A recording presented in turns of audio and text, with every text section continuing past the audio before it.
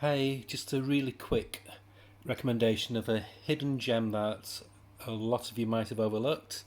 It's not Marvel, DC, or Image, or any of the other major publishers. It's from Ablaze, who deal with a lot of European and Latin American comics, which they translate into English. And this is the Boogyman. Quite fitting to say that we're coming soon to the haunting season with Halloween. I overlooked this initially because I just thought it's just going to be. It looked a bit cartoony from the cover, but it's good. It's a solid horror comic. It's got a bit of a nice Stephen King kind of feel, who's one of my favourite authors. The artwork is very clear. It's like a fusion of Humberto Ramos and the artist from Something is Killing Children, whose name escapes me just for the moment. But some really, really vivid imagery.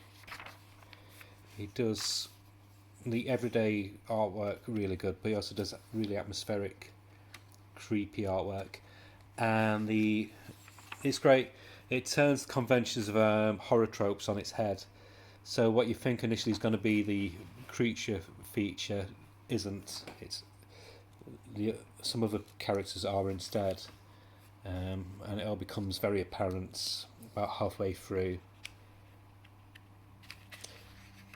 But it is the beginning of a story, so don't expect to be spoon-fed like you do with Marvel and that lot. Spoon-fed the whole plot in the first issue. More, you can tell it's building into a bigger world, bigger fictional world, bigger universe, and more will be explained next issue, I'm sure.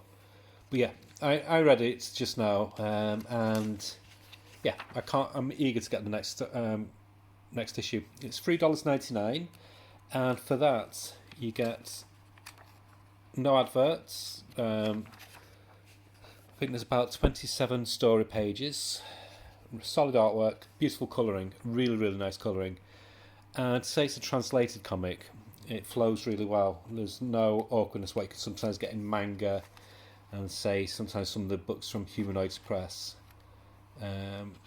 Like I said, bits of it were a bit confusing, but like I said, it then got a bit more clearer as the story went on, and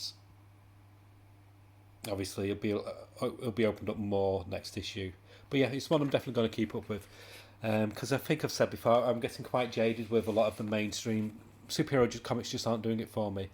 I still like superheroes, but my superhero comic intake now has gotten vastly reduced to what it used to be.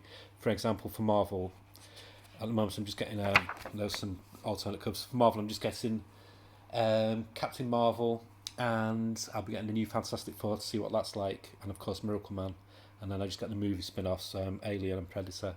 For DC, it's a few of the back titles and a few others.